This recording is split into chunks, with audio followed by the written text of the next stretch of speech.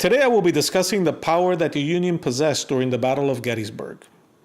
Though the South had many great generals that knew military tactics, the Union had many industrialized states and many more people than the South, including freed African American slaves that were willing to fight.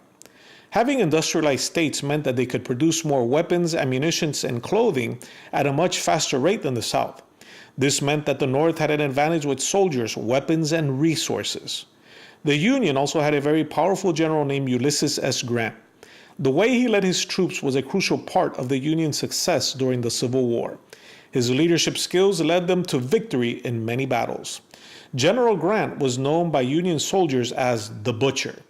They called him this because he didn't care how many lives were lost in battle. All he cared about was winning the war, getting the job done. The Battle of Gettysburg brought many horrific deaths, but the majority of the deaths during the battle were of Confederate soldiers. Since the Confederate Army was low in troops compared to the Union, they had to retreat and regroup. With General Grant's victory at the Battle of Gettysburg, the tide was turned irrevocably in the Union's favor. This victory gave the Union Army the confidence and motivation to continue fighting. Once the Confederate Army soldiers were drained, they surrendered and the war ended.